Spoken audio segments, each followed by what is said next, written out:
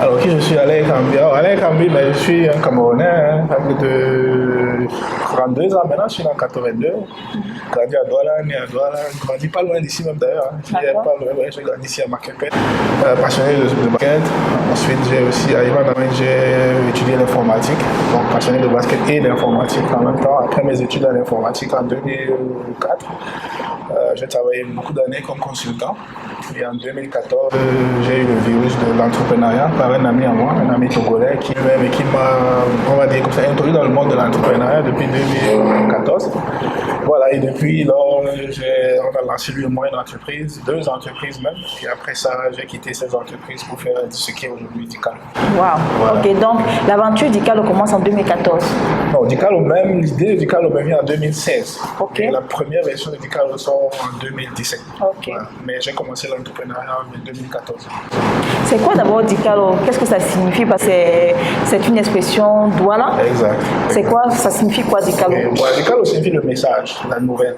Et à l'époque, je pensais que ça passe très bien au produit qu'on voulait faire, qui était une messagerie. Parce qu'à la base, Dicalo était juste une messagerie. Mais une messagerie qui était un peu spéciale parce qu'elle fonctionnait sans avoir besoin de donner des informations privées à l'autre. Parce qu'à l'époque, je m'étais justement rendu compte que pour discuter avec toi, par exemple, sur WhatsApp, sans faire la publicité ou les autres plateformes, il fallait que tu me donnes ton numéro de téléphone. Ce qui est pour moi une information assez privée quand on ne connaît pas encore la personne. Oui. Donc l'idée c'était mais pourquoi est-ce qu'il faut absolument que je partage quelque chose de privé juste pour chatter avec des gens. C'est là donc que l'idée de faire une messagerie. En fait, on ne donne pas d'informations privées. Dicalo a commencé comme une messagerie. L'idée c'était de faire une messagerie super privée où on a besoin de partager son numéro de téléphone avec son interlocuteur pour commencer la conversation. Mais en faisant des études un peu plus prolongées, je me suis un peu intéressé aux messageries et au système de communication en général, on va dire en Afrique.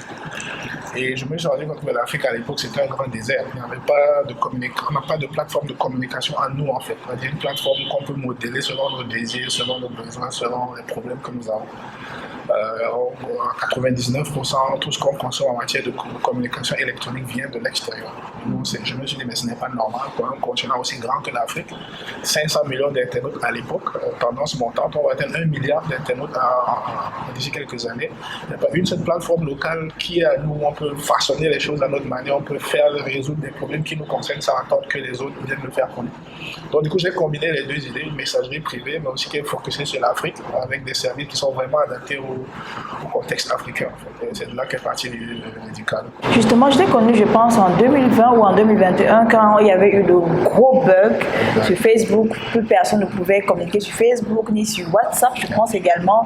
Et c'était la panique. Exact. C'était la panique. Les gens se demandaient, mais comment on va faire nos business? Est-ce qu'ils vont survivre? Si Facebook n'existe plus, qu'est-ce que je deviens? Parce qu'il y a beaucoup de gens qui se sont faits sur Facebook. Moi, par exemple, Facebook m'a fabriqué, mais grâce à Facebook aussi, j'ai rencontré des personnes extraordinaires comme toi. Et à la suite de ça, je t'avais invité sur ma page Facebook, les histoires qui me parlent pour une interview. Et depuis là, je te suis sur les réseaux et tout. Et entre le moment où il y a eu le premier contact et maintenant, il y a eu beaucoup de produits qui ont été développés. Ce n'est plus juste Dicalo, il y a également Bunto, il y a Oka Payment. Il y a beaucoup d'engouement autour de Oka Payment. Pourquoi? Parce qu'on peut se faire de l'argent avec. J'ai d'ailleurs fait une vidéo où j'ai expliqué comment se faire de l'argent avec. Et actuellement, moi, je me suis déjà fait 30 €. Et c'est vraiment sans publicité. 30 €, c'est 18 000 francs CFA qui vous permet de résoudre quelque chose. Et j'ai vu également une dame qui avait posté, et ça, c'est un commentaire qui m'avait beaucoup ému, qui m'a dit qu'elle a pu compléter sa pension à 30 000 francs CFA seulement en facilitant les transactions. Exact. Est-ce que tu peux un peu expliquer comment est-ce que la magie se fait?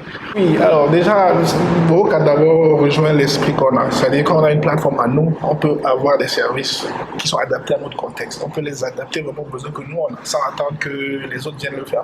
Un problème global que tous les Africains ont, c'est-à-dire comment j'envoie de l'argent de A vers B. Donc nous on s'est dit, on va créer une solution que déjà les Africains font de façon informelle. Nous on va essayer d'automatiser ça et de faire en sorte que ce soit plus sécurisé en fait. Et c'est ce qu'il y a aujourd'hui. C'est-à-dire que d'un côté on a les gens qui veulent envoyer de l'argent et de l'autre côté on a des gens qui peuvent envoyer de l'argent. Et ce qu'on fait, c'est qu'on les connecte. C'est-à-dire moi je vais envoyer de l'argent de A vers B.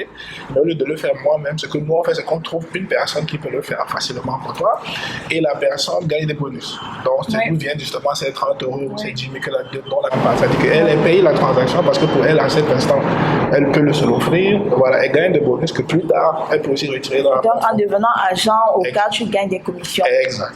Et justement, c'est comme un callbox, mais un callbox moderne, c'est-à-dire. Et digital. Exact. C'est-à-dire, au lieu d'être assis en route ou de chercher un endroit où on est assis, on est plutôt assis à la maison et puis on règle des transactions à partir de son téléphone, on gagne des bonus que plus tard, on peut se faire reverser ensuite. Est-ce qu'on peut dire aujourd'hui que Oka a contribué de façon directe ou indirecte à la publicité de Dicalo, qui est le produit mère? Exact. Vice-versa, en fait. L'un a aidé l'autre et l'autre s'est aidé. On va dire comme ça. Parce que justement, pour que Oka puisse marcher, il nous fallait d'abord une communauté. C'est-à-dire qu'il nous fallait une série de personnes. Une très grosse communauté. Exact, qui croient en ce qu'on fait. C'est-à-dire qui comprennent et qui sont patients. Parce que dans ce chose, il faut de la patience aussi. C'est-à-dire qu'on avait déjà une petite communauté ou moyennement grosse qui, si Oka a réussi à marcher, on va dire, c'est parce que déjà il y a une communauté qui est là, qui nous font confiance, parce que ça fait des années qu'on est sur le terrain. Donc, ils savent quand même ce qu'on essaie de faire. Donc, ils ont fait confiance au produit. Et ceux qui ont testé ont fait des témoignages, un peu comme toi ou la jeune dame. Il y a d'autres personnes. Et justement, ça attire aussi d'autres personnes.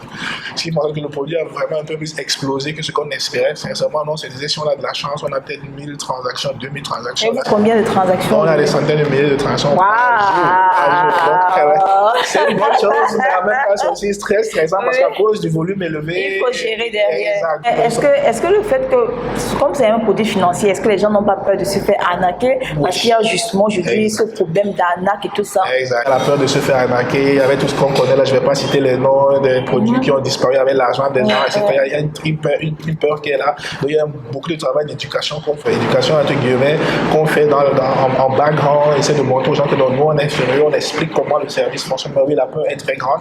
Et naturellement, comme c'est de l'argent aussi, les gens ne sont pas toujours patients parce qu'on est un peu victime de notre propre succès. À cause du nombre élevé de transactions, ça devient un peu lent pour beaucoup de personnes et du coup, les gens s'inquiètent. Donc, on travaille extrêmement dur pour réguler la situation. Et quelles sont les autres difficultés que Dicalo rencontre? Le manque de confiance ou les gens qui ont peur d'adhérer? La difficulté pour nous a toujours été humaine. C'est-à-dire le fait de faire comprendre aux gens la nécessité de ce qu'on. Dans 10 ans, notre objectif, c'est de faire de Dicalo une référence technologique au Cameroun et en Afrique aussi, va être les plus grands entreprises.